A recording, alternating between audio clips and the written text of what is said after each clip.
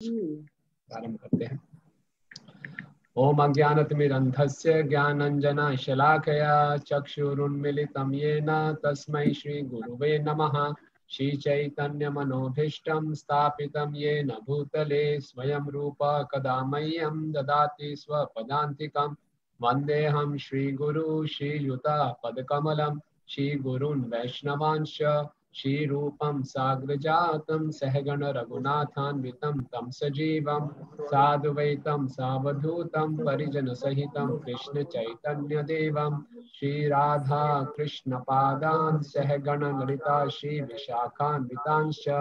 हे कृष्णा करुणा सिंधु दीनबन्धु जगत्पते गोपेश गोपिका कांत राधा कांत नमस्तुते। राधा कांचन गौरांगी राधे वृंदांगी राधे विष्णुसुते देवी प्रणमामि हरिप्रिये प्रणमामि कल्पतरुभ्यश्च कृपा सिन्धुभ्यश्च च पतितानां पावनेभ्यो वैष्णवेभ्यो नमो नमः। जय श्री कृष्ण चैतन्य प्रभु नित्यानंद अद्वैत गदाधर श्रीद्वैत गदाधर भक्तवृंद। हरे कृष्णा कृष्णा कृष्णा हरे हरे हरे राम राम राम हरे हरे। राम विष्णु पादाय कृष्ण पृष्ठाय भूतले श्रीमते भक्ति वेदांत स्वामी मते नामिने नमस्ते सारस्वती देवे गौरवाणी प्रचारिणे निर्विशेष शून्यवादी पाश्चात्य देशकारिणे।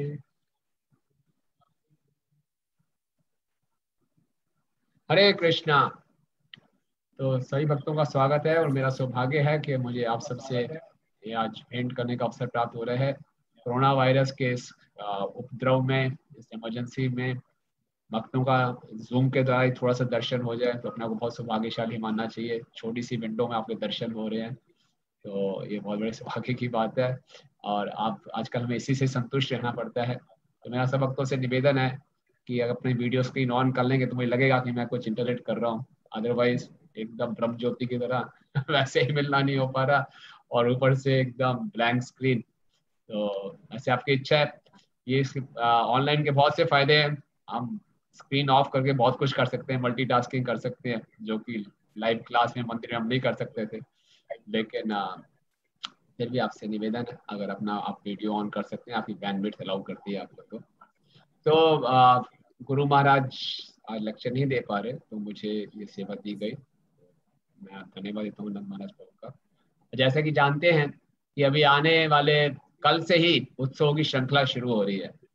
कल है बलराम जी का जन्मदिन, बलराम जी का प्राकट्य दिवस, बलराम जयंती महामहोत्सव की जय।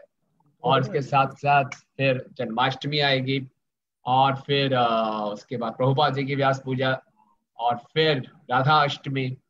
तो हर साल ये उत्सवों की श्रृंखला होती है और हम सब जानते हैं कि हम लोग बहुत उत्साह से मनाते हैं और साथ साथ में थोड़े टेंस भी होते हैं क्योंकि बहुत भीड़ होती है, बहुत से सेवा करनी पड़ती है। नहीं, इस साल कुछ अलग ही उत्सवों का फ्लेवर रहेगा क्योंकि दर्शन इत्यादि के लोग तो इतने नहीं आ पाएंगे। तो इस बार उत्सव का मुख्य जो फीचर आप सबके यहाँ पे भी होगा, हमारे यहाँ पे मुख्य है ऑनलाइन दर्शन, ऑनलाइन अभिषेक, लेकिन मुख्यतः है श्रवण कीर्तन। ज्यादा से ज्यादा हम श्रवण करें, कीर्तन करें। कुंती महारानी जी भागवतम के पहले स्कंद के 8वें अध्याय में बहुत से कारण बताती है भगवान के अवतार लेने के लिए, लेकिन फिर बताती है मुख्यतः जो कारण है उसका भवे अस्मिन क्लिश्यमाना नाम, भवे अस्मिन क्लिश्यमाना नाम अविद्या काम कर्म भी, कि आप इस संसार में अवतार लेते हैं श्रवण स्मरण अरण आदि, कि आप इस संसार में, क्योंकि हम भौतिक जगत में हैं और सब अविद्या के कारण, भौतिक इच्छाओं के कारण, उल्टे पाप सब कर्मों के कारण हम फंसे पड़े हैं। तो वहां पे श्रवण स्मरण अरहानी कीर्तन इत्यादि स्थापित करने के लिए, ताकि हम इससे मुक्ति पा सकें भगवान के श्रवण कीर्तन का आश्रय लेकर, इसके लिए आप अवतार। तो हमारे आचार्य शिवनाथ ठाकुर जी बताते हैं कि भगवान के अवतार लेने का सबसे मुख्य प्रमुख कारण यही है कि भगवान अपनी कथा को स्थापित करना चाहते हैं। भगवान हमें विशेष आमंत्रण देना चाहते हैं, अपने प्रति आकर्षित करना चाहते हैं सुंदर सुंदर लीलाओं के माध्यम से। और भगवान की लीलाओं में सहायता देने के लिए उनके जो सबसे जो प्रमुख पार्षद हैं वो है बलराम जी। बलराम जी प्रकट होते हैं कृष्ण लीला में उनके बड़े भाई के रूप में। और बलराम जी आदि सेवक हैं। और जैसे कि कृष्ण और बलराम में कोई अंतर नहीं बताया गया, तो हम पहले बलराम जी के बारे में आज चर्चा करेंगे आज के हमारे इस कोर्स में। और पहले बलराम जी का कुछ तत्व चर्चा करेंगे, क्योंकि बिना तत्व चर्चा किए लीला को हम सही ढंग से उसका आनंद नहीं उठा पाते। तो थोड़ा सा तत्व, हालांकि टेक्निकल है, और इसकी चर्चा तत्व की कृष्णदास कविराज गोस्वामी जी ने आदि लीला के 5वें अध्याय में बहुत विस्तार से नित्यानंद बलराम के तत्व की चर्चा की है। और उसमें बताते हैं कि बलराम और कृष्ण में कोई अंतर नहीं है, और दोनों एक ही स्वरूप है लेकिन अलग अलग देह है। जैसे राधा और कृष्ण में कोई अंतर नहीं है लेकिन दो अलग अलग स्वरूप लेते हैं, इसी प्रकार से कृष्ण और बलराम में कोई अंतर नहीं है। लेकिन बोलते थोड़ा सा अंतर है, क्या? कांति का। कृष्ण काले हैं, बलराम जी गोरे हैं। आयुध का, कृष्ण बंसी बजाते हैं, बलराम जी के हाथ में हल है। और भी थोड़े से अंतर हम देखते हैं, कृष्ण पीताम्बर डालते हैं, बलराम जी नीलांबर डालते हैं।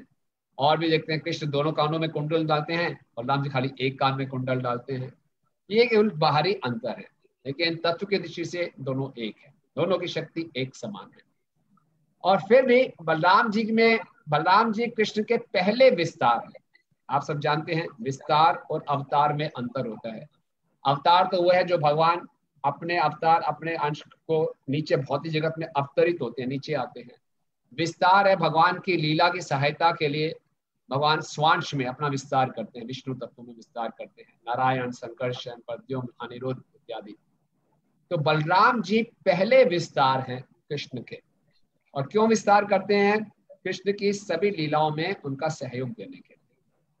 और साथ ही साथ फिर यही बलराम जी अपना विस्तार 5 रूपों में और करते हैं। वो कौन से 5 रूप हैं? महासंकर्षण और 3 पुरुष, कानोदक्षाय विष्णु, गर्भोदक्षाय विष्णु, शिरोदक्षाय विष्णु, और फिर बाद में शेष। तो ये जो 4 हैं, पहले महासंकर्षण और 3 पुरुष, ये तो सृष्टि की लीला में भगवान की सहायता करते हैं। और शेष के रूप में, शेष नाम इसलिए पड़ा, कृष्णदास कविराज जी कह रहे हैं कि शेष का मतलब है कि कुछ शेष नहीं रहता, सारी की सारी सेवाएं बलराम जी कर लेते हैं, सब सेवा, कुछ शेष रहने नहीं देते। और यही शेष के रूप में फिर 2 रूप में रहते हैं, अनंत शेष। अनंत शेष अपने अनंत उनके फन है, और उसके ऊपर एक फन पे अनंत ब्रह्मांडों को धारण कर लेते हैं। जैसे कोई उनके लिए ब्रह्मांड एक सरसों के दाने के समान प्रकट होते हैं, इतने बलशाली हैं। और वही अनंत शेष भी बनते हैं, भगवान का बेड बनते हैं, बिस्तर बनते हैं। तो इस प्रकार से हम आपको बहुत संक्षेप में बता रहे हैं, बलराम जी पहले विस्तार हैं और भगवान की सृष्टि लीला में तो सहयोग करने के लिए अपने आप को 5 रूपों में विस्तार करते हैं, और खुद स्वयं बलराम के रूप में वो भगवान की लीला को सहयोग देते हैं। इसके साथ साथ बलराम जी भगवान की हर रस में, हर भाव में सेवा करते हैं, शांत, दास्य, साख्य, वात्सल्य और माधुर्य में। तो मैं एक आपको स्क्रीन शेयर करूंगा। मुझे आप अनेबल कर देंगे स्क्रीन शेयर करने के लिए? मुझे स्क्रीन, मैं कुछ श्लोक पढ़वाना चाह रहा था। Someone can enable me to share the screen? Thank you, thank you, thank you. आगे ये देखिए, ये वही चैतन्य चरितामृत आदि लीला 5वें अध्याय का 137वां प्रयास है। आपन आके भृत्य करे कृष्ण प्रभु जाने, कृष्ण रे कलार कला आपना के माने। आपन आके भृत्य करी कृष्ण प्रभु जाने, कृष्ण रे कलार कला आपना के माने। वे अपने आप को दास मानते हैं और कृष्ण को अपना स्वामी मानते हैं। इस प्रकार वे अपने आप को कृष्ण के अंश का भी अंश मानते हैं। वे हमेशा अपने आप को कृष्ण का दास मानते हैं। यानी कि कृष्ण हमें गीता में संदेश देकर गए हैं कि सर्वधर्मान परित्याज्य माम एकम शरणम व्रज, सबको त्याग करके मेरी शरण में आओ। तो भगवान की शरण कैसे ग्रहण करनी है, स्वयं बलराम जी सिखाते हैं। भगवान की सेवा कैसे करनी है, स्वयं बलराम जी सिखाते हैं। बलराम जी भगवान के हर रस में सेवा करते हैं। शांत रस में वो प्रकट होते हैं भगवान के आसन, भगवान के वसन, भगवान के आसन यानी कि शेषनाग बन के, भगवान के वसन, भगवान के कपड़े, भगवान के आभूषण, भगवान के छत्रक, भगवान की पादुकाएं, और भगवान का धाम, जहाँ भगवान सुंदर सुंदर लीलाएं करते हैं। आनंद चिन्मय रस प्रतिभा भी ताभी ताभी ये विज रूप दया कला भी। जैसे कि भगवान श्रीमती राधा रानी के साथ जब नृत्य करते हैं, रासलीला करते हैं, तो कहाँ? ब्रज धाम में। पूरा का पूरा धाम कौन है? बलराम जी धाम बन जाते हैं। भगवान की संतनी शक्ति बलराम जी पूरा धाम के रूप में प्रकट होते हैं। और रूप गोस्वामी पाद बताते हैं कि भगवान का जो ब्रज धाम है वो कमल के एक फूल के समान है। कमल का फूल सूर्य के उदय होने पर खिल जाता है और सूर्य अस्त होने पर अपने आप को समेट लेता है। इसी प्रकार जब सुबह सुबह दोपहर से पहले कंस असुरों को भेजते हैं ब्रज में, तो बलराम जी क्या करते हैं? ब्रज को एक्सपेंड कर लेते हैं, विस्तार कर लेते हैं। हालांकि असुर बहुत तेजी से दौड़ के आ रहे हैं, वो क्योंकि डिस्टेंस ही बढ़ा देते हैं, तो कृष्ण को आराम से समय प्राप्त होता है। हम भी सोचते हैं ना कई बार, अरिष्टासुर आया थी जोर से भाग के आया, केसी डेमन आया थी जोर से भाग के आया, भगवान आराम से यूं खड़े हैं, क्योंकि वो पूरा डिस्टेंस बढ़ाते हैं। भगवान बलराम जी धाम एक्सपेंड कर लेते हैं। और इसी ढंग से जब रात के समय कृष्ण और राधा रानी को मिलना है, तो राधा रानी बहुत दूर से आ रही है बरसाना से, तो कृष्ण क्या कर धाम बलराम जी क्या करते हैं? सहयोग देने के लिए कॉन्ट्रैक्ट कर लेते हैं, संकुचित कर लेते हैं, बहुत जल्दी मिल लेते हैं। फिर सुबह सुबह कुटीला और जटिला ढूंढ रही है कहीं राधा रानी कहाँ चली गई, तो फिर से एक्सपेंड कर लेते हैं, दिखाते हैं नहीं राधा तो कृष्ण से बहुत दूर है। इस प्रकार से ये धाम के रूप में जो शांत रस में ये भगवान की सेवा करते हैं। फिर दास्य रस में हम जाएंगे, देखते हैं भगवान कृष्ण और बलराम जाते थे वन में गोचारण की लीला करते हुए, और जब वो बहुत थक जाते थे तो बलराम जी लेट जाते थे किसी ग्वाल बाल के जांघा को अपना सिराना बना के, तो कृष्ण उनके पांव दबाते थे। कभी कृष्ण लेट जाते थे तो बलराम जी कहते थे किसी ग्वाल बाल को, आप इनके सिराना बन जाइए और उनको पंखा कीजिए। तो इस दास रस भाग में भगवान उनकी सेवा करते हैं। और इसी ढंग से बलराम जी हमेशा अपने आप को परफेक्ट दास मानते हैं। जैसे कि हम देखते हैं द्वारका लीला में क्या होता है कि कृष्ण के पुत्र साम दुर्योधन की बेटी लक्ष्मणा का अपहरण कर लेते हैं। लक्ष्मणा का स्वयंवर चल रहा होता है, तो साम उनका अपहरण कर लेते हैं और सारे के सारे कौरव जो हैं वो साम पे आक्रमण करते हैं। साम बहुत बहादुरी से युद्ध करते हैं, लेकिन अकेले होने के कारण सब उनको पकड़ लेते हैं और कैद कर लेते हैं।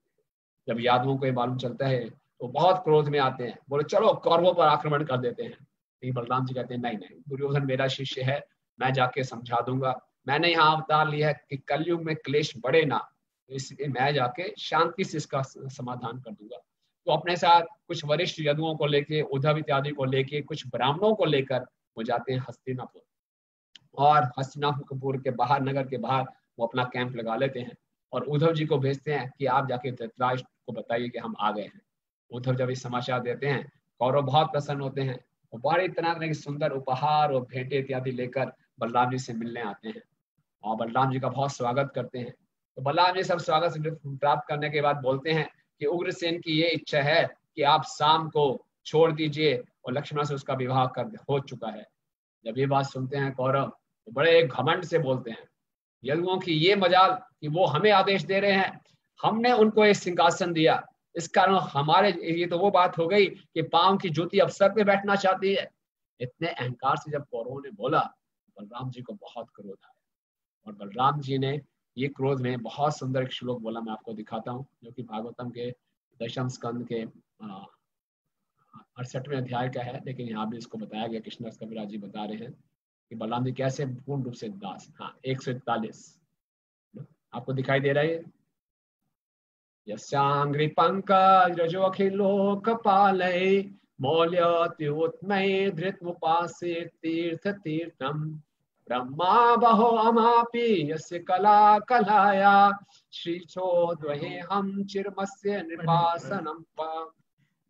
ओके, मैं चाहूंगा शास्त्र चक्र हो, क्या आप अनुवाद पढ़ सकते हैं अपने आप को अनम्यूट करके? हाँ जी, पढ़िए प्लीज। भगवान कृष्ण के लिए सिंहासन का क्या महत्व है? विभिन्न लोकों के स्वामी उनके चरण कमलों की धूल को अपने मुकुटधारी शिरों पर धारण करते हैं। यह धूल तीर्थ स्थलों को पवित्र बनाती है। यहाँ तक कि ब्रह्मा जी, शिव जी, लक्ष्मी और मैं, जो कि उनके पूर्णांश के अंश हैं, अपने अपने सिरों पर उस धूल को सदैव धारण करते हैं। हाँ, तो भगवान बलराम जी इतने क्रोध में हैं कि आप बोल रहे हो कि कृष्ण को सिंहासन हमने दिया। मतलब भगवान कृष्ण के सिंहासन का क्या महत्व है? वो तो उनके हम सभी जो लोग हैं उनके चरण कमलों की धूल को अपने मुकुटों पर धारण करते हैं, और ये उनकी धूल 30 स्थलों को पवित्र बना देती है। ब्रह्मा जी, शिव जी, लक्ष्मी और मैं अपने आप को उनके पूर्णांश के अंश समझते हैं और अपने सिरों पर उन धूल को सदैव धारण करते हैं। ये बलराम जी का भाव है। और बलराम जी दिखा रहे हैं कि एक दास को कितना स्वामी के प्रति वफादार होना चाहिए, उसकी सेवा में कितनी श्रद्धा रखनी चाहिए। हालांकि कौरवों ने बलराम जी के बहुत गुणगान किया, बहुत तरह तरह के उपहार दिए, लेकिन कृष्ण की निंदा की। तो अपने गुणगान से उनको कोई फर्क नहीं, मेरे स्वामी की निंदा की मैं सहन नहीं कर सकता, मेरे स्वामी की मिशन की निंदा की, क्योंकि कृष्ण ने मुझे भेजा कि शाम को वापस लेके आओ, उसका आप उल्लंघन कर रहे हैं, मेरे स्वामी की निंदा कर रहे हैं, मुझे आपकी कोई भेंट स्वीकार नहीं है। इसलिए बलराम जी दिखा रहे हैं कि एक दास को स्वामी के प्रति और स्वामी के मिशन के प्रति कितना वफादार होना चाहिए, परफेक्ट दास। इसी ढंग से हम देखते हैं कि हमारे जीवन में ऐसे बहुत सी परिस्थितियां आ सकती हैं, कोई हमारा प्रभुपाद की निंदा करे, हमारा गुणगान करे, हमारे गुरु की, प्रभुपाद की, वरिष्ठ वैष्णव की निंदा करे। कई बार हम सोचते हैं रिलेशनशिप स्पॉइल ना हो जाए, कोई बात नहीं, सुन लेते हैं, कुछ ज्यादा ऑब्जेक्शन नहीं करते। नहीं, बलराम जी सिखा रहे हैं नहीं, ये सहन करना गलत बात है, क्योंकि हमारे गुरुजनों के मिशन की निंदा कतई सहन नहीं करेंगे। ये जो क्रोध है ये भगवान की सेवा में उन्होंने लगाया, अपने स्वामी की सेवा में लगाया। इसी ढंग से हम देखते हैं प्रभुपाद लीलामृत में शिला प्रभुपाद जी के जब अमेरिका में थे तो प्रभुपाद जी के कुछ 4 शिष्य थे जो कि प्रभुपाद की उपेक्षा कर रहे थे। रथ यात्रा हुई, प्रभुपाद को रथ पे नींव चढ़ाया, प्रभुपाद के नाम से कहीं पोस्टर छापे तो नीचे फाउंडर आचार्य नहीं लिखा, तो प्रभुपाद समझ गए कुछ गड़बड़ चल रही है, और प्रभुपाद उन 4 शिष्यों को भी पकड़ लिया, जान गए कि ये हैं जिनके कारण गड़बड़ हो रही है। नहीं, प्रभुपाद देखिए, वो लोग उनका अपमान कर रहे थे, लेकिन प्रभुपाद की कितनी करुणा थी, प्रभुपाद ने उन 4 को संन्यास दे दिया। बोला ये प्रचार करेंगे तो प्रचार करते करते इनका हृदय शुद्ध हो जाएगा। और प्रभुपाद खुद वहां से बोले मैं भी यहाँ से चला जाता हूँ, जापान में आ गए। लेकिन क्या हुआ, जापान में उनको खबर मिली कि जिन 4 शिष्यों को अपने संन्यास दिया है वो उल्टा सीधा प्रचार कर रहे हैं। अब वो मायावाद का प्रचार कर रहे हैं, अब वो कह रहे हैं कि प्रभुपाद स्वयं कृष्ण है। तो प्रभुपाद ने ये सुना, ये सहन नहीं होता, मेरा अपमान किया कोई बात नहीं, लेकिन मेरे मिशन का अपमान कर रहे हैं, ये सहनीय नहीं है। प्रभुपाद को बहुत क्रोध आया और प्रभुपाद ने उन 4 को इस्कॉन से बाहर कर दिया। और फिर बाद में जब उनकी आंखें खुली, उन्होंने आए प्रभुपाद से क्षमा मांगी, फिर प्रभुपाद उनको वापस स्वीकार कर दिया। तो ये बात है कि एक जो दास है उसको स्वामी की निंदा बिल्कुल नहीं, और उस ये ही समय है कि हम अपना क्रोध प्रकट कर सकते हैं, और ये भगवान की सेवा होती है। और बलराम जी हमें सिखा रहे हैं कि कैसे एक स्वामी का अच्छा दास बना जा सकता है। तो ये थी दास्य रस में, दास्य भाव में सेवा। उसके बाद बलराम जी मैं स्टॉप शेयर कर सकता हूँ। उसके बाद बलराम जी वात्सल्य भाव में भी कृष्ण की सेवा करते हैं। जब भी यशोदा मैया कृष्ण को गोचरण के लिए भेजती थी तो ये इंश्योर करते थे कि बलराम जी जरूर साथ में जाएं, और बलराम जी को स्पेशल इंस्ट्रक्शंस देती थी, ये जो कृष्ण है बहुत चंचल है, बहुत गहराई घने जंगलों में मत चले जाना, और बहुत ज्यादा जिंदगी नीचे इतने नंगे पाँव जा रहे हो, कांटे वांटे चुभेंगे, धूप में मत खेलना। बलराम कहते चिंता मत करो। बलराम जी कृष्ण की ऐसे रक्षा करते थे, बताया गया जैसे आंखों की पलकें आंखों की रक्षा करते हैं। और हम देखते हैं कृष्ण लीला में जब जब किसी कारणवश बलराम जी नहीं जाते थे, जैसे कालिया दमन लीला में बलराम जी का उस दिन जन्मदिन था और बलराम जी को घर पे रोका गया कि आपको कुछ संस्कार करने हैं, और कृष्ण अकेले गए। उस दिन बहुत संकट आ गया।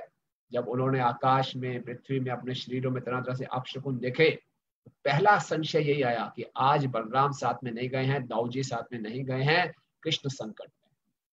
तो बलराम जी वात्सल्य भाव में भी कृष्ण की सेवा करते हैं, और फिर माधुर्य भाव में भी कृष्ण की सेवा करते हैं।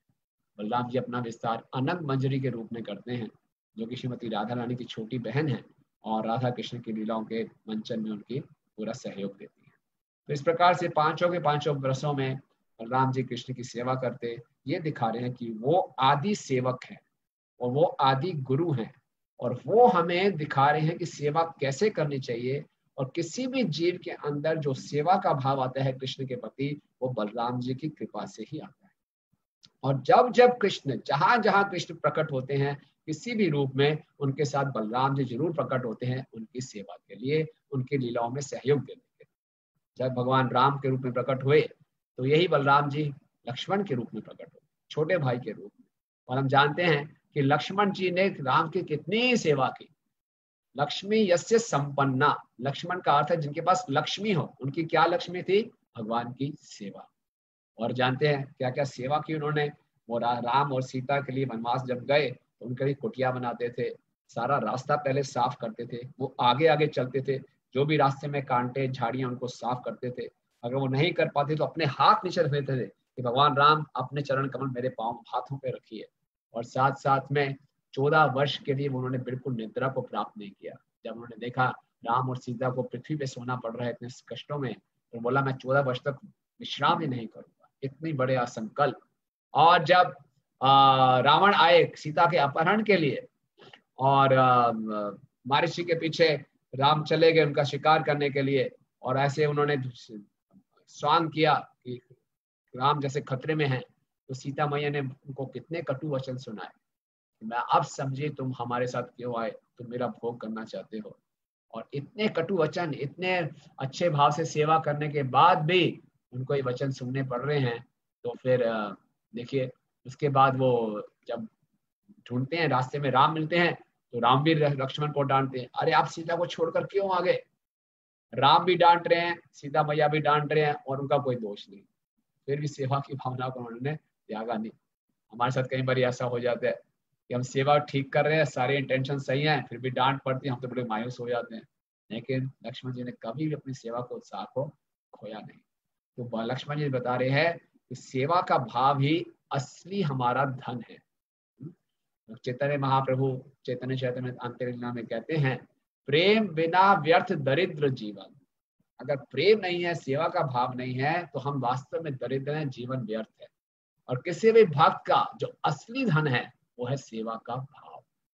तो ये लक्ष्मण जी दिखा रहे हैं। इसी प्रकार से जब कृष्ण चैतन्य महाप्रभु के रूप में प्रकट होते हैं, तो यही बलराम जी नित्यानंद रूप में प्रकट होते हैं। और नित्यानंद बिल्कुल घर घर जाते थे, भीख मांगते थे लोगों से, एक बारी आप गौरांग का नाम ले लो, बोलो कहो गौरांगो, बोलो गौरांगो, लोहा गौरांगेर नाम रे, जे जना गौरांगा भाजे से हमारा प्राण रे। क्या आप गौरांग बोलिए, आप मेरे प्राण बन जाएंगे। अपना प्राण, अपना जीवन देने को तैयार होते थे। अब उन्होंने सोचा जगाई मधाई का उद्धार कैसे होगा। बोले उन्होंने चोट खा ली मधाई से। अब भगवान का नित्यानंद तो दिव्य शरीर है, खून कैसे निकलेगा, लेकिन खून को निकाला, क्योंकि वो जानते थे जगाई मधाई तो महाप्रभु के पास जाएंगे नहीं शरण लेने, और महाप्रभु को हाथ तभी आएंगे जब कोई इमरजेंसी होगी, आपातकालीन स्थिति होगी। इससे बड़ी आपातकालीन स्थिति क्या होगी कि नित्यानंद प्रभु को चोट लग गई, जो कि गौरांग को बहुत प्रिय है, तो गौरांग महाप्रभु भाग के आएंगे, इसीलिए वो आए और जगाई मधाई का उद्धार हुआ। तो देखते हैं नित्यानंद प्रभु पूर्ण रूप से समर्पित। चैतन्य महाप्रभु बोला आप विवाह कर लीजिए, ठीक है, मैं तो कठपुतली हूँ, जैसा आप नचाएंगे नाचूंगा। हालांकि अवधूत थे, लेकिन चैतन्य महाप्रभु कहने पर उन्होंने गृहस्थाश्रम को स्वीकार किया। तो नित्य आनंद, यानी कि सेवा का भाव नित्य आनंद देता है, तो सेवा के भाव से ही आनंद है। बलराम, यानी कि सेवा का भाव ही असली बल है। सेवा का भाव ही एक जीव का असली धन है। सेवा का भाव ही एक जीव का असली आनंद है। सेवा का भाव एक जीव का असली बल है। ये बलराम जी हमें अलग अलग लीलाओं से सिखा रहे हैं। और बलराम जी की एक और मुख्य सेवा है, बलराम जी अपना विस्तार कई जीवों में करते हैं कृष्ण को आनंद देने के लिए। एको यम बहुश्याम, और कुछ जीव जो भगवान से विमुख हो जाते हैं वो भौतिक जगत में आते हैं, तो भगवान बलराम जी उनके लिए इस भौतिक जगत की रचना करते हैं, और इस भौतिक जगत से कैसे उनको छुटकारा दिया जाए, संवित शक्ति के द्वारा उनके हृदय में ज्ञान प्रकट करते हैं। तो जो भगवान बलराम जी जो भगवान से विमुख जीव हैं, उनको भगवान के प्रति उन्मुख करने के लिए गुरु के रूप में प्रकट होते हैं। यानी कि बलराम जी के हाथ में हल है। बद्ध जीव भगवान से विमुख होकर भोग करना चाहता है ना। हर संसार में हर जीव मिथ्या अहंकार के कारण ये दिखाना चाहता है कि मैं तुच्छ नहीं, मैं कुछ हूँ। हर जीव में ये भाव है कि मैं कुछ हूँ, और सारा उसका संघर्ष इसलिए चल रहा है, मैं साबित कर दूं कि मैं भी कुछ ना कुछ हूँ। उसको लगा रहता है, वो संघर्ष करता रहता है। लेकिन जब हम गुरु की शरण लेते हैं, तो गुरु हमारे भोगने की प्रवृत्ति को सेवा की प्रवृत्ति में बदलते हैं। और ये सारी की सारी शक्ति गुरु को कहाँ से प्राप्त होती है? बलराम जी से। बलराम जी के हाथ में हल है। तो बलराम जी क्या करते हैं? हमारा हृदय तरह तरह के अनर्थों से कठोर हुआ है, तो कठोर बंजर भूमि में बीज नहीं बोया जा सकता, उसको पहले उसका सिंचन करना पड़ता है। तो बलराम जी अपने हल से हमारे हृदय को कोमल बनाते हैं और फिर भक्ति का बीज गुरु के द्वारा डालते हैं और फिर हम भगवान के प्रति आकर्षित होते हैं। इसीलिए श्रील भक्ति सिद्धार्थ सरस्वती ठाकुर महाराज गुरु को बोलते हैं कि गुरु जो है कृष्ण की आकर्षण करने वाली एक शक्ति है। हमारा गुरु कृष्ण सर्व आकर्षक है, लेकिन एक बद्ध जीव का, एक संसारी जीव का कृष्ण के प्रति कोई आकर्षण नहीं है। कृष्ण एक चुंबक के समान है, मैग्नेट है, लेकिन हम वो लोहे के कण हैं जिसपे पूरा जंग लगा हुआ है, रस्टिंग है। तो गुरु की सेवा में जुड़कर ये जो रस्ट है ये दूर होता है और फिर हम कृष्ण के प्रति आकर्षित होते हैं, है ना। जैसे हम सबका स्वभाव है जीवेर स्वरूप है कृष्ण नित्य दास, सेवा करना, कृष्ण की प्रेम करना हमारा असली स्वरूप है, लेकिन मिथ्या अहंकार के कारण ये सेवा का भाव भोग के भाव में बदल गया है। जैसे हम सबके को कई बार कंजेशन हो जाता है ना, कफ जम जाता है, तो कफ जमते हैं, हमारी आवाज बदल जाती है, हमारा व्यवहार बदल जाता है, हम रुग्ण अवस्था में आ जाते हैं। तो क्या है, उस कफ को दूर करने के लिए क्या करना पड़ता है? कुछ ड्रॉप्स डालने पड़ते हैं, नेजल ड्रॉप्स। कान भी बंद हो जाते हैं, कान भी वैक्स हो जाता है उसमें, तो कुछ ड्रॉप्स डालते हैं जिससे कि वो गंदगी बाहर निकले। इसी ढंग से कुछ कृपा की बूंदे चाहिए जिससे कि हमारा ये गुरु की कृपा से हमारा ये मिथ्या अहंकार पिघलता है। इसलिए भक्ति लोग कहते हैं, गुरुदेव कृपा बिंदु दिया करो ए दासे ऋणापेक्षा अतिहीना। गुरुदेव कृपा बिंदु दिया करो ए दासे ऋणापेक्षा अतिदीना। सकल सहने बल दिया करो निज माने स्पृहाहीना। बोले गुरुदेव कृपा बिंदु दीजिए कि मैं तृणापेक्ष अपने आप को तृण से अधिक हीन मान पाऊं। सकल सहने बल दिया करो, सबको सहने का मुझे बल दो। निज माने स्प्रियाहीना, ये जो अपने को मान पाने की स्प्रिया है, कंपटीशन है, इससे मैं छुटकारा पाऊं ना। ये मेरी फॉल्स ईगो इतनी बड़ी हुई है, इससे कब मुझे छुटकारा मिलेगा। सकल समाने कर दिया शौकती देहनाथ यथा यथा। तबे तो गाइबो हरि नाम सुखे अपराध बेहता। तो गुरु के कृपा की इस बूंदों से क्या होगा? मेरा जो मिथ्या अहंकार है वो पिघलेगा और सहन करने का बल मिलेगा। आप देखिए, जब हमें कोई फोड़ा होता है और फोड़ा बहुत मोटा, उसमें पस पड़ा हो, कोई थोड़ा सा भी छू देगा बहुत दर्द होती है, लेकिन धीरे धीरे जब पस निकल जाता है फिर उसको छूते तो इतनी दर्द नहीं होती, सहन करने की शक्ति बढ़ जाती है। और जब ये सहन करना और दूसरे को मान देना, हमारे में कोई योग्यता नहीं है, और ये योग्यताएं हमारे पूर्व जन्मों के अच्छे कर्मों के कारण भी नहीं आती। ये तो केवल गुरु की कृपा से ही ये गुण प्रकट हो सकते हैं, और कोई इसका मार्ग है ही नहीं। तो ये जैसे ये हमें नेजल ड्रॉप्स डालते हैं या फिर ईयर ड्रॉप्स डालते हैं मैल को पिघलाने के लिए, इसको कोई फार्मास्यूटिकल कंपनियां बनाती हैं। तो ये कृपा के ड्रॉप्स कौन कहाँ बनाते हैं? ये कृपा के ड्रॉप्स आ रहे हैं कहाँ से? बलराम जी से। बोल बलराम जी की जय। तो बलराम जी आदि गुरु हैं, बलराम जी समष्टि गुरु हैं, बलराम जी अखंड गुरु तत्व हैं। और जब अपनी कृपा का, अपनी शक्ति का संचार किसी जीव में करते हैं तो गुरु के रूप में प्रकट होते हैं, और उसी कारण से उनको आदि गुरु बताया गया है। श्रील भक्ति सिद्धांत सरस्वती ठाकुर महाराज से जब कोई पूछता था कि आपके मठ में ये लोग क्या करते हैं भक्तगण, तो उन्होंने बहुत सुंदर उदाहरण देते थे। वो कहते हैं कि हमारा मठ एक अस्पताल की तरह है, और इस अस्पताल में जो मठ में रहने वाले लोग हैं, टेम्पल में रहने वाले भक्त हैं, ये नर्स और अटेंडेंट की तरह है। और जो डॉक्टर है वो कौन है? गुरु। तो डॉक्टर आपके इस रोग को दूर करेगा। मेडिसिन क्या है? हरि कथा, हरि नाम, हरे कृष्णा कृष्ण कृष्ण हरे हरे, हरे राम राम राम हरे हरे, ये मेडिसिन है। अब साधारण अस्पताल और इस अस्पताल में अंतर क्या है? बाकी तो आप अस्पताल में जाओ, ओपीडी में दिखाओ, मेडिसिन लो, बस कोई लेना देना नहीं डॉक्टर से। लेकिन ये जो आध्यात्मिक अस्पताल है, इसमें अंतर ये है, हरि नाम और हरि कथा की औषधि मिलने के बाद भी औषधि कार्य तब करेगी जब डॉक्टर की यानी कि गुरु की कृपा होगी। ये बहुत महत्वपूर्ण बात है समझने की। हमेशा एक जीव को भिखारी बन के ही रहना पड़ेगा, पूर्ण रूप से कृपा पर निर्भर हैं। हमें हरि नाम भी मिल गया, हरि कथा भी मिल गई, फिर भी हम देखते हैं कार्य इतनी प्रभावशाली नहीं होती जब तक कृपा ना हो। और एक कृपा का रिलीज कहां से होता है? बलराम जी से। इसलिए हमेशा कृपा मांगते रहनी चाहिए। और कल जो बलराम जयंती है, बहुत सुनहरी अवसर है हम सबके लिए। हृदय से बिना हिचक के भगवान से कृपा की याचना करें।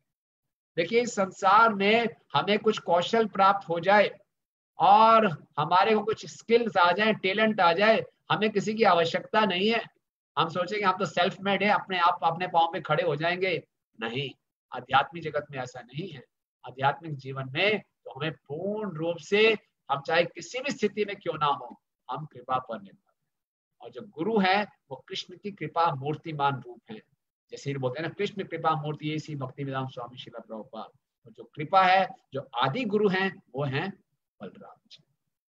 तो इसलिए जो भी हमारे जीवन में सुख भी तभी आएगा जब चैतन्य महाप्रभु झारखंड के जंगलों से गुजर रहे थे, तो बलभद्र भट्टाचार्य को बहुत सुंदर बात बताई उन्होंने। बोले, कृपा रस समुद्र दीनहीन दया माए, कृष्ण कृपा बिना कोई सुख नहीं है।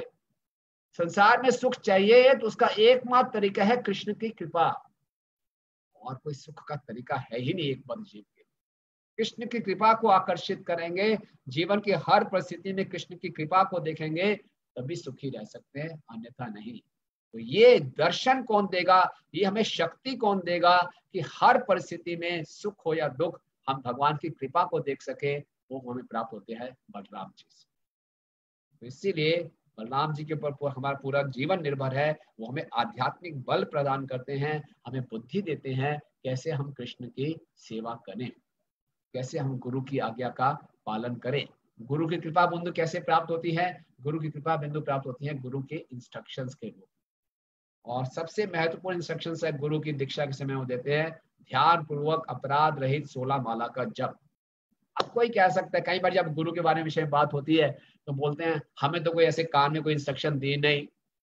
तो क्या इंस्ट्रक्शन दी? कोई इंस्ट्रक्शन नहीं दी, क्या कृपा की यहाँ पे? नहीं। कोई सिंपल से सिंपल, सरल से सरल आज्ञा का पालन करके बहुत बड़ी कृपा मिल सकती है। प्रभुपाद कह रहे हैं 16 माला का जब ध्यान पूर्वक अपराध रहित होकर करो, 4 नियमों का पालन करो, भगवत धाम वापिस जाओगे, आई गारंटी। बड़ी सरल इंस्ट्रक्शन है, कोई ज्यादा तपस्या नहीं, बस यही तो करना है। इस पे पूरा विश्वास होना चाहिए, इसका बड़े मरते दम तक इसका पालन करते रहना है, तो निश्चित रूप से भगवत धाम वापिस जाएंगे। और प्रभुपाद के शिष्यों से करके दिखाया। प्रभुपाद के एक शिष्य थे जयानंद प्रभु, आप जानते ही हैं। जयानंद प्रभु बहुत उत्साही भक्त थे सैन फ्रांसिस्को मंदिर में, और वो फुल टाइम टैक्सी ड्राइव करते थे, किस लिए? मंदिर को चलाने के लिए। उनको बाद में कैंसर का रोग हो गया, ब्लड कैंसर। उनके घर वाले उनको चेक भेजते थे उनके इलाज के लिए, सारा का सारा पैसा उन्होंने प्रभुपाद को दे दिया। बोले प्रभुपाद शरीर तो छोड़ना ही है, आपकी पुस्तकें इसमें ज्यादा छपेंगी, मेरा शरीर तो जाना ही जाना है, आपकी पुस्तकों से कितनों का उद्धार होगा। उनको हॉस्पिटल में एडमिट किया गया, बहुत अच्छा हॉस्पिटल था। तो भक्त लोग उनसे मिलने गए तो बेड पे दिखाई नहीं दे रहे। अरे बेड पे प्रभुपाद की फोटो पड़ी है, हाथ डला, वो कहा है? वो नीचे जमीन पे लेटे। बोले यहाँ क्यों लेटे हो? बोले गुरु को हमेशा ऊपर रखना चाहिए, गुरु यहाँ बैठे, मैं नीचे कैसे, मैं नीचे लेटूं। बहुत ही सुंदर उनका सेवा का भाव था। इसीलिए वैष्णव कैलेंडर में वही प्रभुपाद के एकमात्र शिष्य हैं जिनका तिरोभाव दिवस मनाया जाता है। प्रभुपाद को बहुत प्रिय थे और ये दिखाया कैसे सेवा का भाव होना चाहिए। तो ये बात पहले मूलभूत हमें बात ये समझनी है कि बलराम जी आदि गुरु हैं, बलराम जी आदि सेवक हैं। कृष्ण को बोला जाता है supreme personality of God head, परम पुरुषोत्तम सेव्य भगवान। बलराम जी है supreme personality of servitor God head, परम पुरुषोत्तम सेवक भगवान। वो हमें सिखा रहे हैं कि सेवा कैसे करनी चाहिए, क्या सेवा का भाव है। और जो भी हमारे अंदर सेवा का भाव विकसित होगा वो बलराम जी की कृपा से होता है, वो गुरु के माध्यम से हमें प्राप्त होता है। अब हम कुछ लीलाओं की चर्चा करते हैं। बहुत सी सुंदर सुंदर लीलाएं बलराम जी ने की। जिसमें वो दिखाते हैं कैसे वो एक शिष्य हमारे अनर्थों का उद्धार कर सकते हैं। तो सबसे पहले हम चर्चा करते हैं प्रलंबासुर के पिता। तो बलराम जी और कृष्ण जंगल में गुजरते हैं, वृंदावन के जंगलों में, और बहुत खेल कूद करते हैं। सुंदर भागवतों में वर्णन है कि तरह तरह के पशुओं की आवाज की नकल करते हैं। आध्यात्मिक जीवन में आनंद ही आनंद है। भगवान हमारे, आप देखिए, परम पुरुषोत्तम भगवान के पास कोई काम नहीं है गाय चराने के अलावा, और खेलने कूदने के अलावा, बंसी बजाने के अलावा, नाचने कूदने के अलावा कोई काम नहीं। कोई कहेगा कैसे भगवान है यार आपके, काम चोर। प्रभुपाद कहते हैं हाँ, काम चोर ही है, मतलब कि कोई जीव काम करने की आदत है ही नहीं, करना भी नहीं चाहिए उसको। जीव केवल आनंद के लिए बना है। हमें जबरदस्ती काम करना पड़ता है। हर कोई देखता है कब सैटरडे संडे आएगा, छुट्टी मिलेगी। आजकल तो छुट्टी है, लॉकडाउन नहीं, फिर भी लोग वर्क फ्रॉम होम भी है। लेकिन जीव का स्वभाव है आनंद में रहना, और कृष्ण बलराम दिखा रहे हैं बहुत सुंदर सुंदर। कभी क्या करते थे, वो बंदर के साथ चुपचाप जाके बैठ जाते थे, आनंद करते थे। कुएं में जाके जोर से चिल्लाते थे, वापसी आ जाती तो उसको गालियां निकालते थे, हमें हम पे चिल्ला रहे हो। और आंवला और बेल के फ्रूट से कैच कैच खेलते थे, एक दूसरे को करते थे, एक दूसरे का भोजन छीन के दूसरे को भांगते थे। तो बड़े आनंद में घूम रहे हैं, और फिर खेल कूद शुरू किया, कुश्ती लड़ते थे। तो उसके बाद क्या हुआ, एक असुर आ गया वहां पे, जिसका नाम था प्रलंब। कंस ने कृष्ण के प्रकट से पहले बहुत असुरों को अपना एलाई बना दिया था, संधि कर ली थी उनसे। तो प्रलंब आया, और वो एक ग्वाल बाल का रूप धारण करके आया। कृष्ण तुरंत पहचान गए ये कौन है। नहीं, कृष्ण ने बोला कोई बात नहीं, आज मैं इसका वध नहीं करूंगा, बलराम जी से इसका वध कराऊंगा। और कृष्ण ने उसके हृदय में आके परमात्मा के रूप में उसको ऐसा संदेश दिया कि वो कृष्ण से डरने लग गया। वो भी जान गया कृष्ण अजय हैं, कृष्ण को मैं नहीं मार पाऊंगा, इसके भाई को आज वध करूंगा। तो दो पार्टीज बना ली, कृष्ण और बलराम की पार्टी। तो बोला कि जो पार्टी हारेगी वो दूसरे व्यक्ति को पीठ पे चढ़ा के सवारी कराएगी। बचपन में हम खेलते थे। तो प्रलंबासुर कृष्ण की पार्टी में आ गए, बलराम जी दूसरी पार्टी में। कृष्ण हार गए, तो बलराम की पार्टी जीवित विजयी हो गई। तो सब लोग अपने कंधे पे पीठ पे बिठा के ले गए। कृष्ण ने श्रीराम को बैठाया, सवारी कराई। प्रलंबासुर ने बलराम जी को बैठाया और सवारी कराई। और सवारी कराते कराते बहुत दूर ले गए वन में। बोला कृष्ण से इसको इतना दूर ले जाऊं उतना अच्छा है। बलराम जी कहते हैं कहाँ इतनी दूर क्यों लेके आ रहे हैं। बलराम जी को संशय हुआ। बलराम जी ने अपना वजन बढ़ा दिया। जब अपना वजन बढ़ाया तो प्रलंबासुर की जो स्पीड थी स्लो हो गई। तो प्रलंबासुर ने अपना असली रूप धारण कर, विशाल काय, भयंकर काले रंग का, बड़ी बड़ी आंखें, नुकीले दांत, सुनहरी मुकुट डाला हुआ। बलराम जी ने उनको देखा तो बड़े विस्मित हो गए एकदम, अरे ये कहाँ से आ गया। तो आचार्यगण बताते हैं, हालांकि बलराम जी सर्व कियाता है, ऐसे अचानक सरप्राइज क्यों हो गए, विस्मित क्यों हो गए। उन्होंने सोचा अरे ये असुर कृष्ण की पार्टी में था, तो कृष्ण का मित्र है, इसका मैं वध करूं या ना करूं। दूसरा, अगर ये असुर है तो कृष्ण वहां सुरक्षित है कि नहीं। बोला कुछ भी उसका वध करना चाहिए। बलराम जी ने एक हाथ मुट्ठी ली, मुष्टि प्रहार किया, और तुरंत उस प्रलंबासुर ने प्राण त्याग दिए। देवताओं ने फूलों की वर्षा की। बोलो बलराम जी की जय। तो ये जो लीला हुई ये भांडीर वन में हुई। और चैतन्य शिष्टाष्टकम ने भक्तिविनोद ठाकुर जी बताते हैं कि जो जो भगवान ने असुरों का वध किया, हर असुर का वध एक हमारे हृदय के अनर्थ को दिखाता है। तो प्रलंबासुर का वध एक जो हमारे हृदय में अनर्थ है, काम वासना, पर पुरुष पर स्त्री से संग की इच्छा, स्थूल रूप में और सूक्ष्म रूप में पूजा लाभ प्रतिष्ठा पाने की इच्छा। तो ये कथा सुन के इस पे मनन करके हम इस अनर्थ से छुटकारा पा सकते हैं। क्योंकि प्रभुपाद बताते हैं कि जब हृदय में काम वासना होती है तो उससे एक और अवगुण प्रकट होता है, वो है डुप्लीसिटी, दुगलापन। कई बार हम भक्ति में सेवा करते हैं, अपना को दिखाते हैं, बहुत विनम्र हैं, बहुत ही अच्छे भक्त हैं, लेकिन इसके लिए प्रतिष्ठा पाने के लिए। तो ये जो अनर्थ है हमें भक्ति में आगे बढ़ने से रोकता है। विश्वनाथ चक्रवर्ती ठाकुर जी बताते हैं, कदम काननी प्रतिष्ठा ये भक्ति के सबसे बड़े अवरोधक है। और ये हमारे हृदय में स्पाई के रूप में रहते हैं, जासूस के रूप में हमारा विश्वास जीत लेते हैं। एक बद्ध जीव को लगता है बिना काम वासना के, बिना धन के, बिना प्रतिष्ठा के मैं सुखी कैसे रह सकता हूँ, यही तो मेरे सुख पाने के साधन हैं। तो हम इनको अपना मित्र समझते हैं, कि वास्तव में हमारे सबसे बड़े शत्रु हैं, और इनका हमें वध कर देना चाहिए। कैसे? गुरु की आज्ञा का पालन करके। जिस प्रकार से गुरु का अर्थ है भारी, बलराम जी ने अपना वजन बढ़ाया तो प्रलंबासुर जो कि लस्ट को रिप्रेजेंट करता है, काम वासना को रिप्रेजेंट करता है, उसकी गति धीमी पड़ गई। इसी प्रकार से जब हम गुरु की आज्ञा को हृदय में हृदयांगम कर लेते हैं तो फिर जो काम वासना है वो दूर भाग जाती है। हमें अपने बुद्धि का उपयोग इसलिए नहीं करना कि कैसे मैं ज्यादा से ज्यादा भोग करूं, बल्कि बुद्धि का उपयोग इसलिए करना है कैसे गुरु की शिक्षाओं का पालन करूं। अगर गुरु की शिक्षाओं में अपनी बुद्धि को लगा देंगे तो फिर हम काम वासनाओं से दूर रहेंगे। लेकिन अगर ये थोड़ा सा भी भूले तो बिल्कुल काम वासना वहां पर अटैक कर। तो ये पहला शॉर्ट में हमने बताया कि किस प्रकार से प्रलंबासुर के वध से हम अपने काम वासनाओं से मुक्ति पा सकते हैं। फिर इसके बाद एक द्वारका लीला लेते हैं। भगवान भगवान ने बलराम जी ने द्रविड का वध किया था। द्रविड गोरिल्ला, और आपने पढ़ा होगा कृष्णा बुक में कि जो द्रविड गोरिल्ला था ये नरकासुर का मित्र था। जब कृष्ण ने नरकासुर का वध किया तो द्रविड गोरिल्ला ने सोचा कि अब मुझे भगवान का वध करना है, और उसने आके बहुत उधम मचा दिया। समुद्र में जाके जोर जोर से हाथ पैर मारता था तो बाढ़ आ गई और लोगों के घरों को जला दिया, स्त्रियों का अपहरण कर लिया, उनके साथ बलात्कार किया, बच्चों का अपहरण करके उनको गुफाओं में बंद कर दिया, और जो ऋषि मुनियों के आश्रम होते थे उनको ध्वस्त कर दिया, हाहाकार मचा दिया। और इसी ढंग से एक बार रेवतक पर्वत पर बलराम जी कुछ अपनी गोपियों के साथ रास कर रहे थे, नृत्य कर रहे थे, और बलराम जी ने वरुणी में पिए हुए थे, बहुत मदमस्त थे। तो एक गोरिल्ला वहां पे आया द्रविड, और किल्ला किल्ला करके शोर मचाने लगा, और अपने जो उसके प्राइवेट पार्ट्स थे वो गोपियों को दिखाने लगा, बदतमीजी करने लगा। बलराम जी को बहुत क्रोध आया। तो बलराम जी ने देखा और उसने क्या कर रहा है, गोपियों के वस्त्रों को भी छीन रहा है। बलराम जी को इतना क्रोध आया, बलराम जी ने एक चट्टान उठाए गोरिल्ला पे फेंकी और उसने अपने आप को बचा लिया, और उसको इतनी उसने दुस्साहस किया, बलराम जी के हाथ से वरुणी छीन ली और खुद पी गया।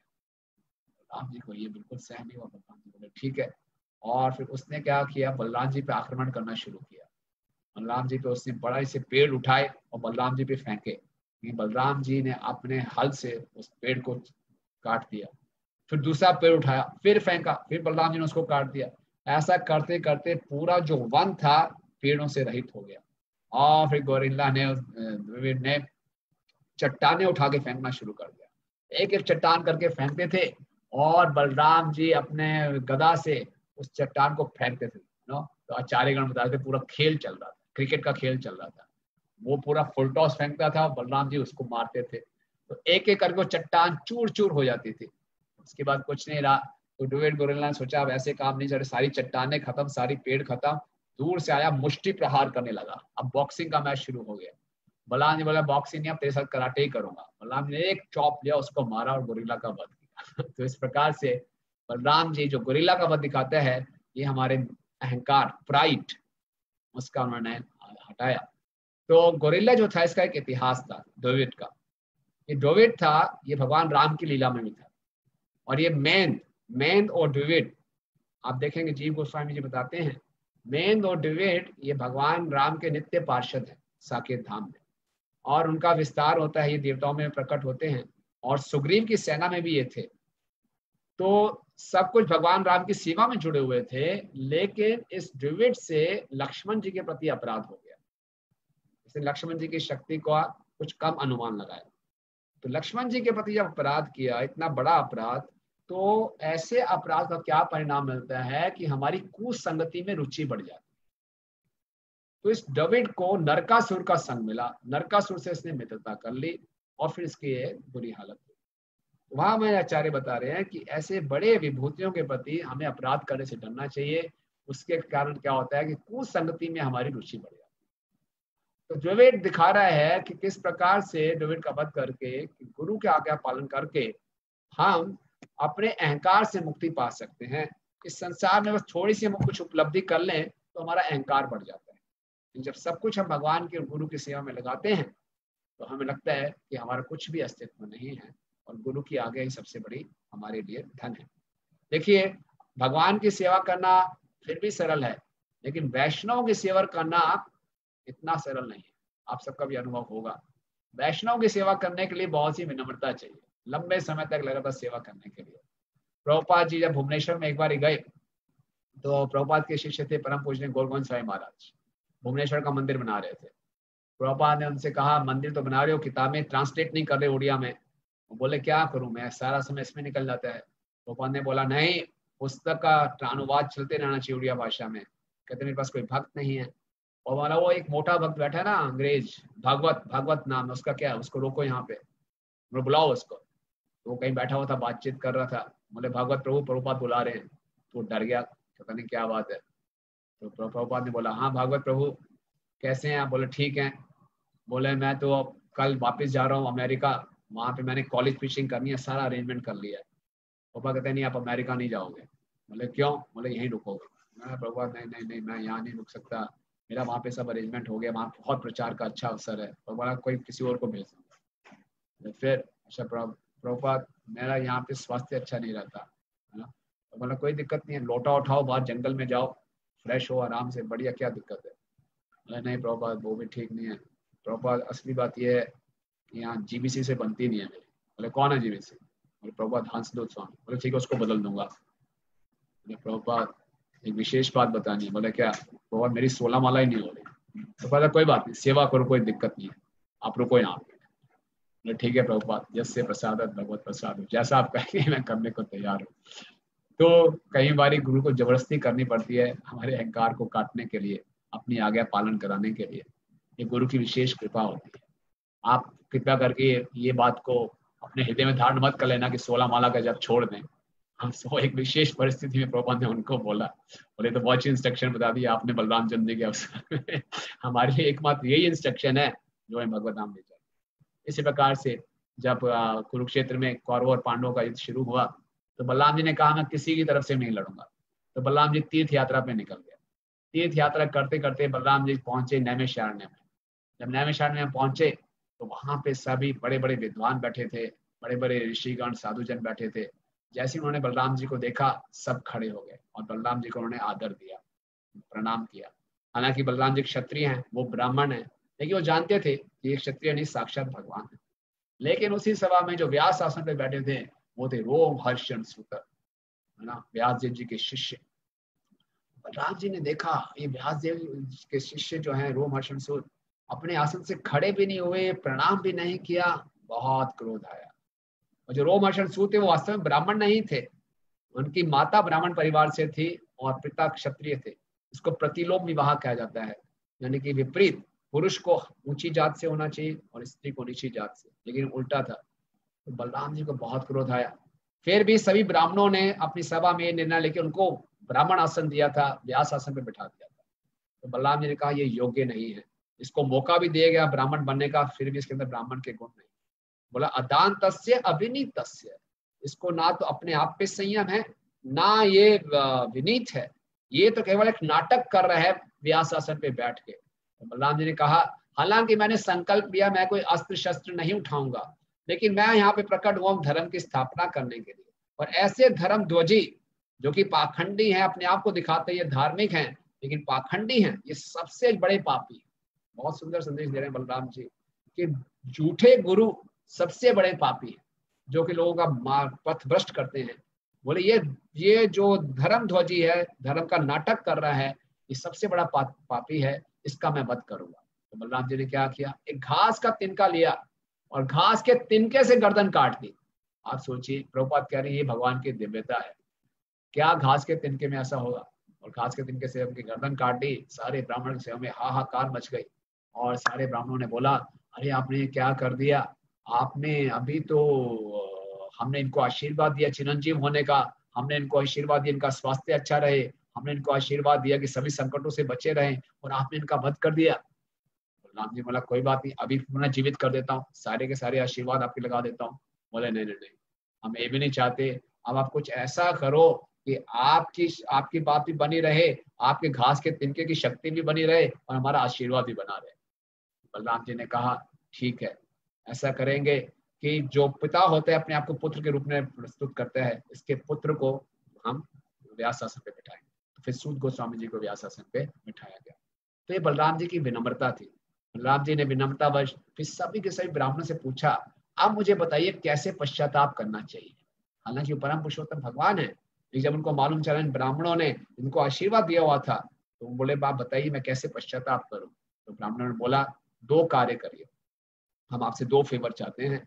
एक तो एक बलवल असुर है जो हमें बहुत तंग करता है, उसका वध कीजिए, उससे हमें रिहाई दिलाइए। और दूसरा आप तीर्थ स्थानों में जाके भ्रमण कीजिए, पश्चाताप कीजिए।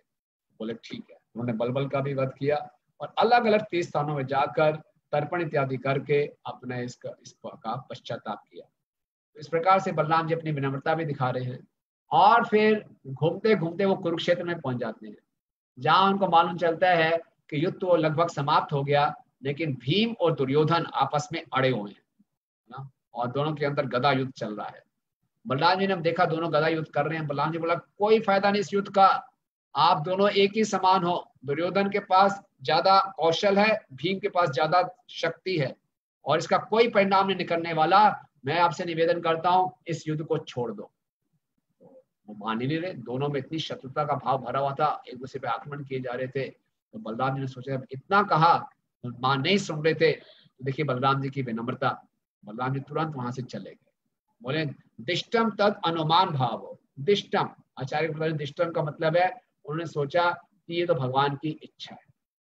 देखिए हमसे कोई जूनियर जो हमारी कोई बात नहीं सुनता, दुर्योधन उनके शिष्य थे, तो कितना क्रोध आता है, अरे बता सुन नहीं रहे मेरी बात, हाँ क्या हो गया, ये हो गया। बोले चुपचाप निकल जाओ, भगवान की इच्छा है, इन्होंने युद्ध लड़ना ही है, चुपचाप वहां से चले। तो बलराम जी दिखा रहे हैं वो कितने विनम्र हैं। जब बलराम जी तीर्थ यात्रा कर रहे थे तो गया भी गए थे, और गया में उन्होंने तर्पण इत्यादि किया था। तो गया के पास ही जगन्नाथपुरी है। तो विश्वनाथ ठाकुर जी बता रहे हमारे आचार्यगण कि वो गया से जगन्नाथपुरी नहीं गए। क्यों नहीं गए जगन्नाथपुरी? सब तीर्थ स्थानों में गए लेकिन पुरी पे नहीं गए। पुरी में इसलिए नहीं गए क्योंकि पुरी में क्या होता है, स्वयं बलराम जी की पूजा होती है, जगन्नाथ बलदेव सुभद्रा जी की पूजा होती है। इसलिए बलराम जी सब तीर्थ स्थानों में गए पूरे भारत में, लेकिन जगन्नाथपुरी नहीं गए। तो ये बलराम जयंती का दिन हमारे लिए बहुत ही महत्वपूर्ण दिन है। हम सब भक्तों को बहुत आध्यात्मिक बल चाहिए। हम लोग भौतिक संसार में भक्ति करते करते कई बार टूट जाते हैं, हमारे अनर्थ हमें इतना सताते हैं, कई बार हम होपलेस हो जाते हैं कि मैं आगे बढ़ पाऊंगा कि नहीं बढ़ पाऊंगा। पुराने संस्कारों में इतने फंस जाते हैं, कई बार इतनी विषम परिस्थितियां आ जाती हैं, घरेलू स्तर पे, सामाजिक स्तर पे, हमारे व्यवसाय में, हमारे स्वास्थ्य में, हमारी मानसिक स्थिति में हमें कोई कई बार उम्मीद नजर नहीं आती। नहीं, भक्ति में बलराम जी हमें बता रहे हैं कभी भी हतोत्साहित नहीं होना, और हमेशा सेवा के भाव हमारे बना रहे। जैसी भी परिस्थिति क्यों ना हो, हम सेवा के लिए हमेशा उत्साहित रहें। ये उत्साह और ये शक्ति, ये बुद्धि हम बलराम जी से प्रार्थना करें, क्योंकि भौतिक जीवन में ये उतार चढ़ाव तो होते ही रहेंगे, लेकिन सब उतार चढ़ावों के बीच में, जैसे लक्ष्मण को इतने कठिन कठिन संदेश दिए भगवान राम ने कि आप सीता को त्याग करके आओ, वन में जाके छोड़ के आओ, तो लक्ष्मण जी से बिल्कुल सहनीय नहीं था, फिर भी उन्होंने भगवान राम की सेवा की। और बलराम जी की कई इच्छाओं के विपरीत बलराम जी को अपनी इच्छाओं को दमन करना पड़ता था। मैं समय कम है, बलराम जी चाहते थे कि सुभद्रा का विवाह दुर्योधन से हो, लेकिन कृष्ण ने उनका विवाह अर्जुन से करा दिया। भगवान ने फिर भी इसको इच्छा माना कृष्ण की। इस प्रकार से एक जो सेवक है वो हर परिस्थिति में भगवान की इच्छा को देखता है, भगवान की कृपा को देखता है। अगर हम भगवान की कृपा को देखने की प्रैक्टिस करते हैं, यानी कि बलराम जी की शक्ति से हम एक देख सकते हैं, दर्शन कर सकते हैं, तो हमेशा सुख में हम रह सकते हैं। तो मैं समाप्त करने से पहले आपको हमारे मंदिर में तो कृष्ण बलराम स्थापित हैं। अब ये कोरोना वायरस के चक्कर में मैं आपको आमंत्रण नहीं दे सकता, लेकिन कल आप हमारे कृष्ण बलराम जी के अभिषेक आप जरूर हमारे YouTube चैनल पे देख सकते हैं। आप में से कई लोगों ने मेरे को फिर डिसेबल कर दिया स्क्रीन शेयरिंग के लिए, कोई एनेबल करेगा? मैं आपको यहाँ के कृष्ण बलराम के दर्शन कराना चाह रहा था। हाँ, thank you. Done Prabhu ji. Thank you Prabhu, thank you. तो ये हैं हमारे कृष्ण बलराम, और कृष्ण बलराम की जय। देखिए कितने सुंदर श्रृंगार है, ये सब बलराम जयंती के दिन कहीं पेश बलराम जी हैं। ये बलराम जी का अभिषेक हो रहा है इस साल का, ये कल होगा लेकिन पिछले सालों का है ये बलराम जी की मन की लीलाएं हैं। ठीक है, हरे कृष्णा। कृष्ण बलराम की जय। आप में से किसी का कोई प्रश्न या कोई टिप्पणी? नंद महाराज जी, नाम प्रेम प्रभु, अक्रूर नंदन प्रभु, शास्त्र चक्षु कृष्ण को प्रभु जी, विकसित एक करता है। चैट बॉक्स में एक क्वेश्चन है, हाँ जी, यस मैं प्रभु। पढ़ दूं या चैट? हाँ हाँ, पढ़िए प्रभु। क्वेश्चन है how can improvise my devotional service and chanting as I am not happy with my devotional service and chanting, how can I improve it, what is the procedure, I am reading Shrila Prabhupada books also. Okay, good. तो अच्छी बात है, ये साहिल जी पूछ रहे हैं, शायद आपने अच्छा प्रश्न पूछा। सो भक्ति में बढ़ने का एकमात्र तरीका है साधुओं का संग, भक्तों का संग में रहें। हमेशा भक्तों के संग में रहें, और भक्तों के संग में हमारा मार्गदर्शन भी होता रहेगा। और ये आपका भाव अच्छा है, हर भक्त को ये सोचना चाहिए कि मैं इम्प्रूव नहीं कर पाता, मैं इम्प्रूव नहीं कर रहा, लेकिन ये लालसा बनी रहनी चाहिए। लेकिन भक्तों के संग में रहेंगे और हमेशा उत्साहित रहेंगे तो हमें नई नई प्रेरणा मिलती रहेगी। और भक्तों का संग में रहिए, भक्तों की सेवा कीजिए। और चैंटिंग करने के लिए दो चीजें महत्वपूर्ण है, भक्तों का संग और चैंटिंग। चैंटिंग करने के लिए आप सुबह जल्दी उठ के करने का प्रयास कीजिए, और हिम्मत मत हारिए, उत्साह, निश्चय, धैर्य, धैर्य बनाए रखिए। आप, हमें बहुत बड़ी कृपा है हमारे पे, तभी हम इस संस्था में जुड़े हुए हैं और कर रहे हैं।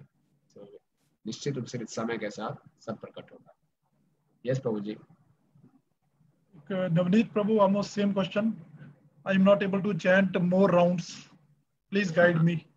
कम से कम 16 माला Navneet जप Prabhu. कीजिए। 16 माला तो कम से कम जप करते होंगे, ये हम उम्मीद रखते हैं।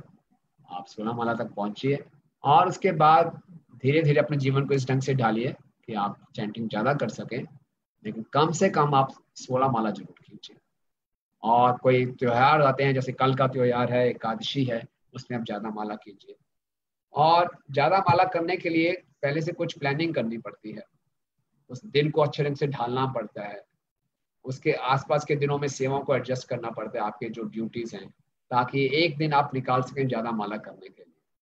तो कुछ प्लानिंग करेंगे तो आप निश्चित रूप से भगवान आपकी मदद करेंगे। यस प्रभु जी। एक ममता माता जी पूछ रहे हैं, बरूनी क्या है? वरुणी एक ड्रिंक है, इसमें बहुत मीठा होता है, ये शहद का मीठ होता है। और ये जो आप देखेंगे, अगर बहुत ज्यादा हम मीठा डालते हैं तो उसमें एक नशा भी आता है, दिव्य नशा है। तो बलराम जी का वो फेवरेट ड्रिंक है वरुणी। और ही same question, what is the favourite food item of Lord Balaram? हाँ आयुष वरुणी। प्रभु जी पूछ रहे हैं। हाँ हाँ, तो वरुणी आप कल बना सकते हैं, काफी शहद डाल के और उसमें नींबू डाल के ये बना सकते हैं वरुणी ड्रिंक। सीतानाथ होगा। आयुष प्रभु जी क्वेश्चन पूछ रहे हैं, why lord Balram favoured Duryodhan? Lord Balram ने दुर्योधन को फेवर नहीं किया, क्योंकि क्षत्रियों का स्वभाव था कि किसी से सीखना है, तो उन्होंने युद्ध की कला सीखी थी, गदा चलाना सीखा था, तो बलराम जी ने सिखाया। इसी ढंग से द्रोणाचार्य के पास अर्जुन सीखने आया, फिर वही द्रोणाचार्य के वध के कारण बने। तो ये सिखाने की प्रवृत्ति है, ये ब्रॉड माइंडेडनेस है, सिखाते हैं, उन्हें सिखाया। One question from Sitanath Prabhuji. How can we understand that Jagannath, Baldev and Subhadra were installed even before their appearance on this planet? नहीं, जगन्नाथ बलदेव सुभद्रा जी की स्थापना ब्रह्मा जी ने कई युगों से की, कई युगों से इनकी पूजा चल रही है, पुराणों में लिखा गया, स्कंद पुराण के अंदर। केवल इसी नहीं है कि इसी कलयुग में, इसी कलयुग में द्वारा प्रकट हुए हैं, लेकिन हर युगों में इनकी सेवा चल रही है।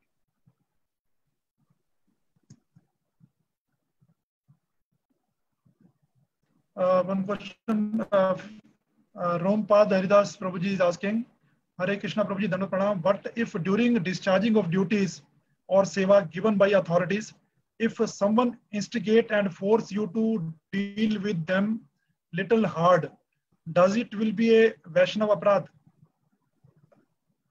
आप, कोई आपको फोर्स कर रहा है कि आप कठोरता से उनके साथ व्यवहार करें। देखिए, हर व्यक्ति का अपना स्वभाव है, एक ही सिचुएशन को डील करने का हर एक का अलग अलग तरीका है।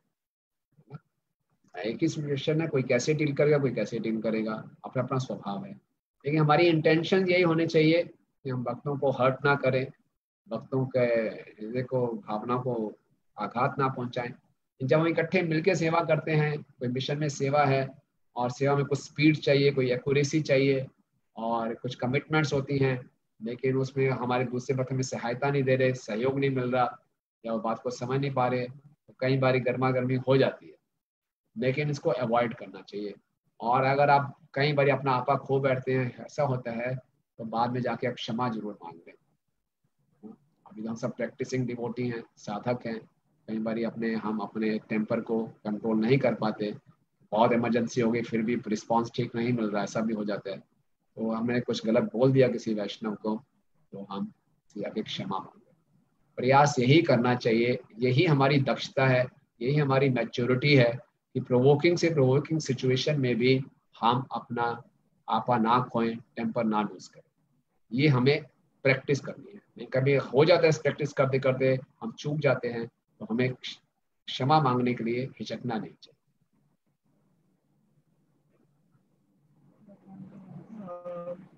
Mahasundar Prabhuji is asking what service we can do on this Janmashtami to please God.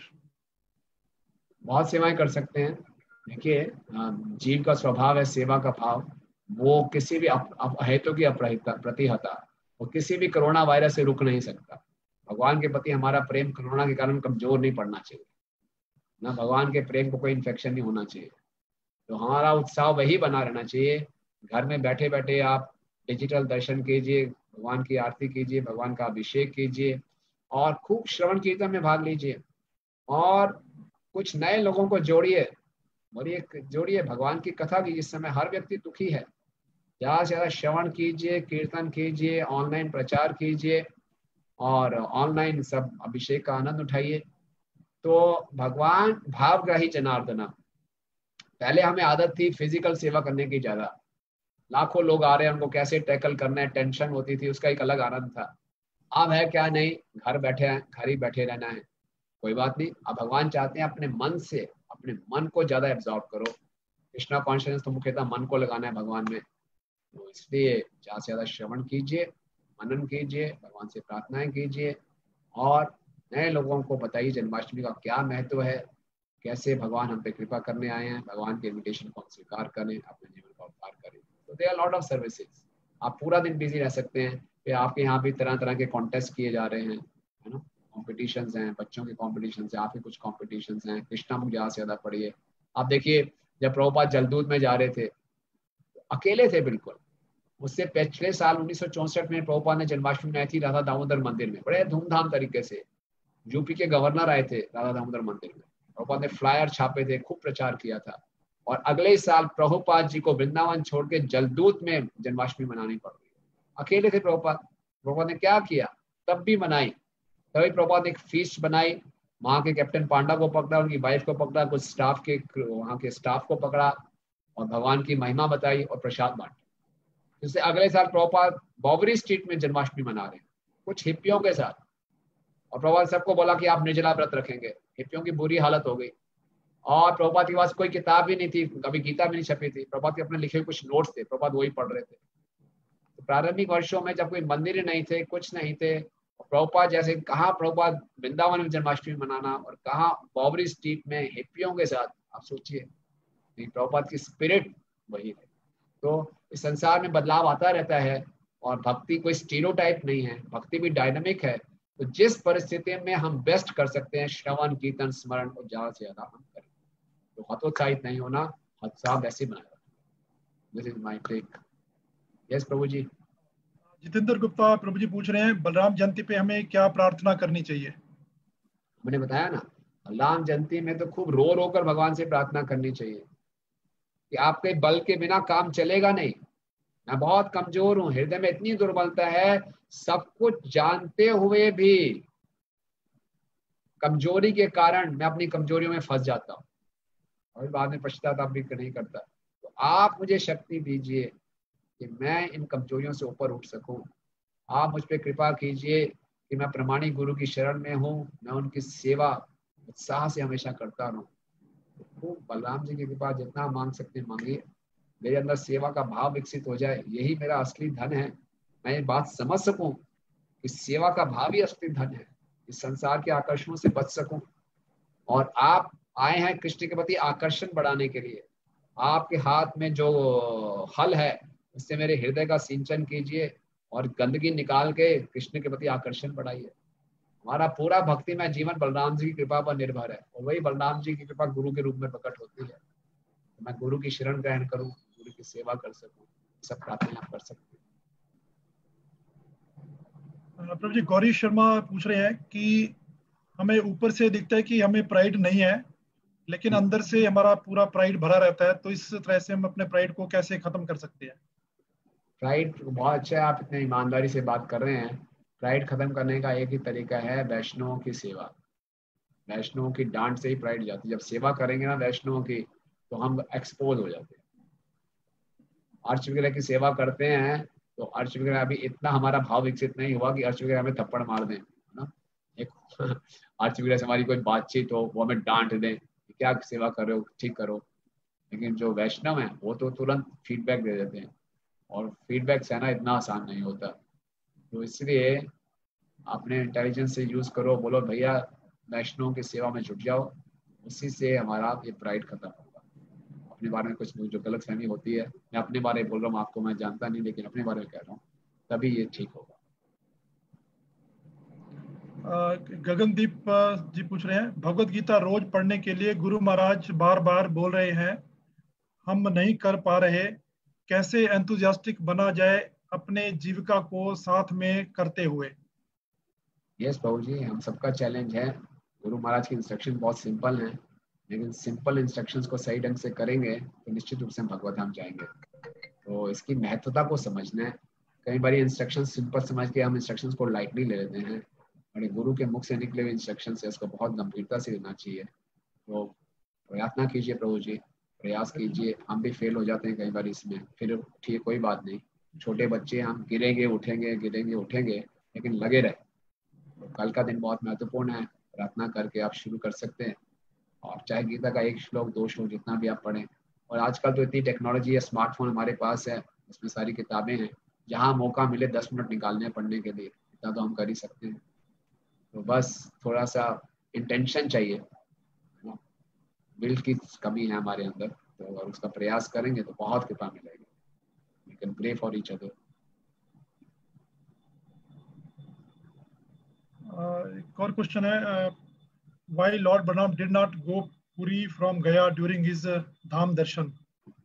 बताया ना, पुरी में इसलिए नहीं गए कि पुरी में स्वयं बलराम जी की पूजा होती है, तो उनको बहुत संकोच हो रहा था कि मैं अपनी पूजा कैसे करूँगा, उसके लिए। कई लोग एक काफी प्राइवेटली पूछ रहे हैं कि कल फलाहार है। हाँ जी, कल फलाहार है, दिल्ली में तो ऐसा ही है। और बाकी कई मंदिरों में फलाहार नहीं होता। दिल्ली एनसीआर के सभी मंदिरों में विष्णु तत्व के प्राकट्य दिवस में हम फलाहार करते हैं। बाकी आप अपने चंडीगढ़ मंदिर में फला कर सकते हैं। एक लास्ट क्वेश्चन है कि how to control anger while doing भक्ति?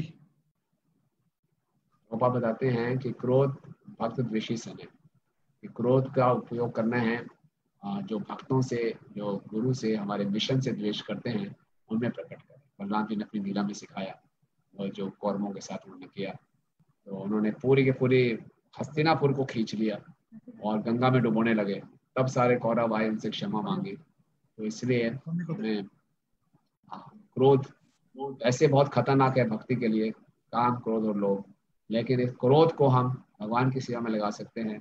जो कि भक्तों की निंदा करे, भगवान की निंदा करे, इस्कॉन की निंदा करे, उसके प्रति हमें क्रोध करने से डरना नहीं चाहिए और शर्माना नहीं चाहिए, उसमें क्रोध करना चाहिए।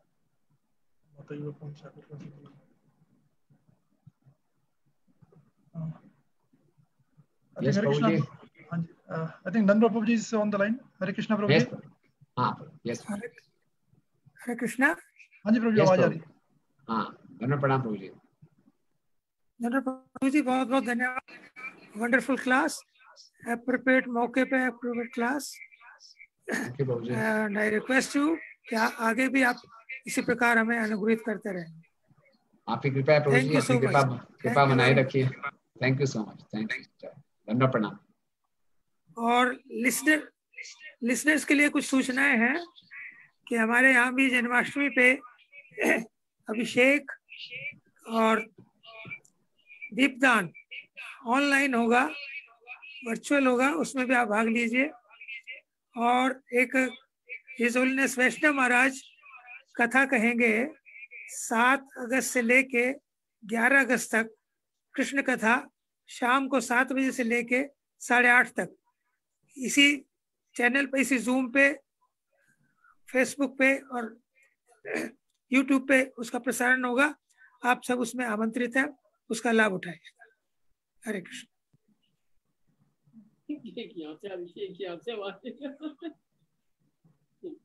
थैंक यू, धन्यवाद एवरीबॉडी। श्री प्रभुपाद की जय। श्री राधा माधव की जय। श्री बलराम जयंती महोत्सव की जय। Thank you Prabhu.